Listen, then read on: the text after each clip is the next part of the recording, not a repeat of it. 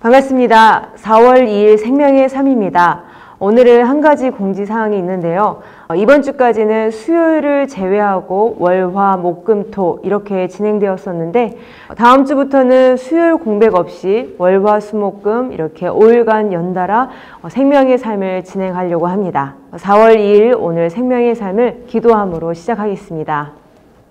하나님 감사합니다. 오늘 말씀과 기도로 오늘 하루를 인도하신 주의 은혜에 감사드립니다.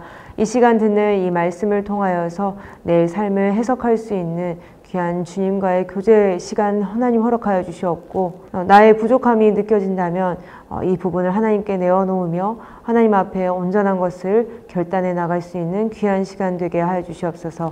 이 모든 시간 주께서 함께 하시고 인도하실 것을 믿사오며 살아계신 주 예수 그리스도의 이름으로 기도드립니다. 아멘. 바벨론 왕 느부갓네살에게 사로잡혀 바벨론으로 잡혀갔던 자들의 자손 중 예루살렘과 유다로 귀환해 각자의 성으로 돌아간 자들의 인원수를 가문별로 소개하고 있습니다. 귀환하는 백성은 총 42,360명입니다. 어떤 족장들은 예루살렘에 있는 성전 터에 이르러 성전 건축을 위해 예물을 드립니다. 오늘 본문 말씀 에스라서 2장 1절에서 70절 말씀을 함께 살펴볼 텐데요.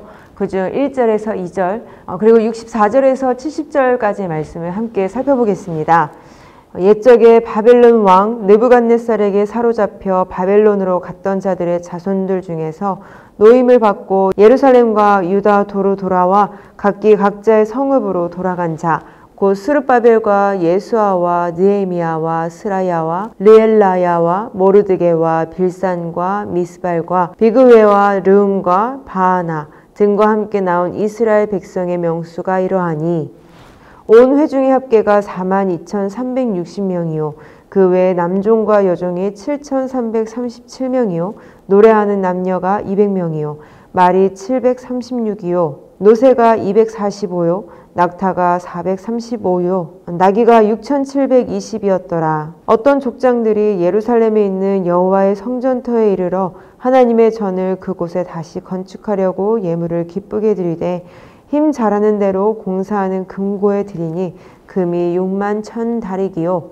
은이 5,000만에요 제사장의 옷이 100벌이었더라. 이에 제사장들과 레위 사람들과 백성 몇과 노래하는 자들과 문지기들과 느디님 사람들이 각자의 성읍에 살았고 이스라엘 무리도 각자의 성읍에 살았더라. 아멘. 이스라엘 백성은 끝내 하나님께서 주신 땅으로 다시 돌아왔습니다.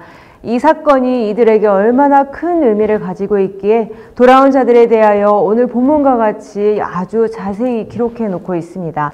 먼저는 11명의 사람의 이름을 나열하고 있는데요. 느헤미야 7장 7절에 기록된 나하나미를 포함하여 그들에게 총 12명의 지도자가 세워져 그들을 중심으로 조직적으로 이 땅을 향해 온 것입니다. 총 인원 42,360명입니다. 얼핏 출애굽을 연상케 하는 민족의 이동입니다.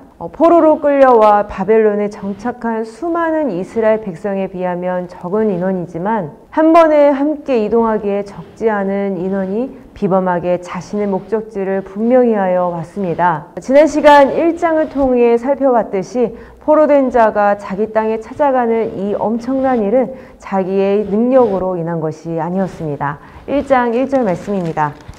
바사왕 고레스 원년에 여호와께서 예레미야의 입을 통하여 하신 말씀을 이루게 하시려고 바사왕 고레스의 마음을 감동시키심에 그가 온 나라에 공포도 하고 주소도 내려 이르되 하나님을 향한 이들의 불순종으로 이방의 포로가 된다는 점을 예레미야 선지자를 통해서 말씀하셨고 동시에 다시 이 땅으로 불러낼 구원이 있음을 미리 말씀해 주셨습니다. 또한 이후에 다니엘 선지자를 통하여 이 포로 기간이 70년이 될 것임을 이 기간을 알게 하셨고 그 약속대로 이 강대한 바벨론을 더 큰 나라 바사를 통해 망하게 하시고는 이미 오랜 세월 동안 약속하신 대로 고레스 왕을 통하여 백성을 자기의 땅으로 돌아가게 하신 것이죠. 포로되게 하신 것도 그곳에서 본 나라로 귀환하게 하신 것도 우연이 아니라 또 그의 능력대로가 아닌 다 하나님께서 하신 일이었습니다.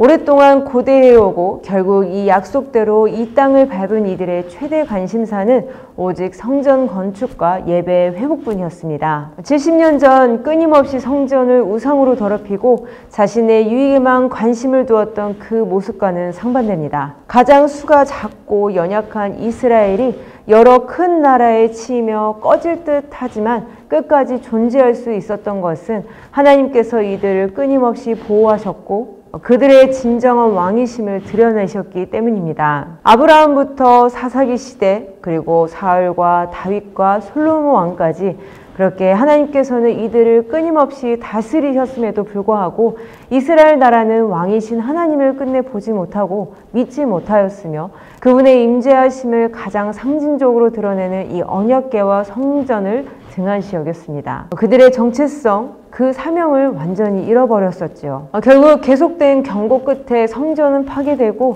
그들이 얻은 그 땅에서 토해내어지는 결과를 가지게 된 겁니다. 그렇게 들어선 포로시대, 그들에게는 이 시간들 어떤 의미를 가지고 있을까요? 자신의 원수의 나라인 바벨론 땅에서 그들의 말과 언어 그리고 문화 가운데 살아가면서 이스라엘의 정체성을 더욱 잊어갈 때마다 하나님께서는 끊임없이 선지자를 보내셨습니다. 이들이 처한 이 상황이 하나님을 반역한 죄로 인함임을 분명히 알게 하셔서 회개하게끔 하셨고 또 구원에 대한 약속, 이들에 대한 정체성, 또한 하나님께서 자신의 땅으로 다시 돌리실 때 이들이 과연 무엇을 해야 할지를 계속 말씀해 주신 것이죠. 선지자를 통한 하나님의 말씀으로 끊임없이 만져짐으로 이제는 자신이 하나님의 백성임을 분명히 깨우칠 뿐만 아니라 그런 자신이 하나님의 영광을 위하여 해야 할 것이 무엇인지 우선순위를 두어 거침없이 이루어 나갈 수 있게 되었습니다. 이들의 경우 70년간 바벨론에서 비록 포로의 신분이었지만 이미 모든 삶의 터전이 다 자리 잡혀 있던 상태였습니다. 그냥 지내도 불편함 없을 그들의 생활이었지만 하나님의 뜻을 알고 또 때가 다가왔으니 모든 것을 버리고 최소한의 것만 가지고 명하신 그곳에 오게 된 것이죠. 그분의 명령대로 온 이 땅에서의 삶의 시작으로 앞으로 진정한 왕이신 하나님께서 명하신 것들을 순종하며 나아가는 것만이 진정한 하나님의 백성의 삶이라 말할 수 있습니다. 우리를 하나님의 백성으로 부르신 그 하나님의 명령에 순종하여 내가 떠나야 할 곳, 또 내가 가야 할 곳은 어디인가요? 기록된 귀한 자들의 인원 중 10분의 1이 제사장입니다. 성전에 관련된 인물이 인구 대비 상당한 비율을 차지하고 있다는 것은 이스라엘을 향하는 그 발걸음의 목적이 분명함을 다시 한번 보여줍니다. 오늘 본문 말씀 중 68절 말씀을 다시 한번 보겠습니다.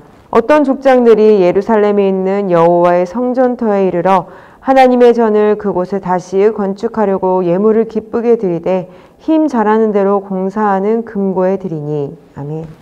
그들과 함께 온 자들로서 종과 노래하는 자들 그리고 고국으로 돌아간 여정을 도울 동물의 수가 귀한 자들의 총수보다 적은 점은 그들의 재산 정도가 다양했기 때문이라고 유추할 수 있습니다. 재정적 도움을 어느 정도 출발 전에 받았지만 예루살렘에 도착한 이들은 더 많은 경제적 지원이 필요했을 겁니다.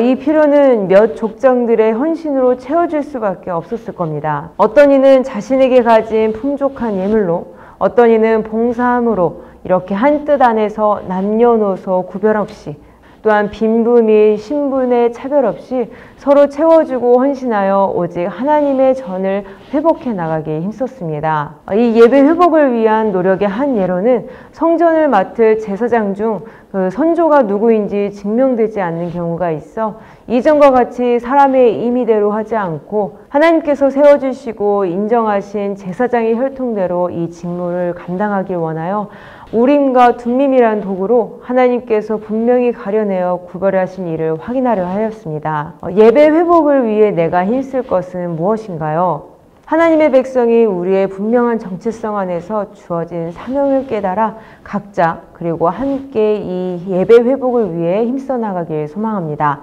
한 절 묵상입니다. 패망 이후 흩어졌던 이스라엘 무리가 각자의 성읍으로 돌아갑니다. 이 성읍들은 이스라엘이 가나안에 처음 들어왔을 때 하나님이 나누어 주신 곳으로 이방 민족에게 잠시 빼앗겼다가 되찾은 것입니다. 하나님 나라도 사탄에게 침노를 당하지만 예수님이 죄와 사망의 권세를 이기고 승리하심으로 되찾아 회복시키셨습니다.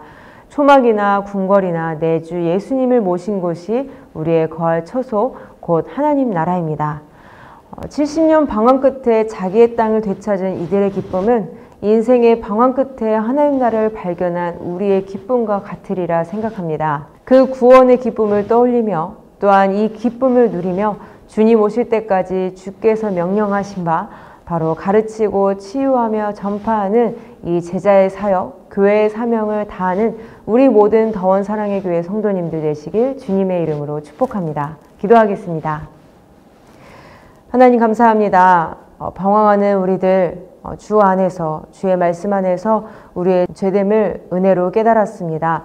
하나님, 하나님의 백성의 정체성을 가지고 우리가 이 땅에 살아가는 날 동안 주의 나라를 위하여 모든 시간과 열정을 드리길 원합니다.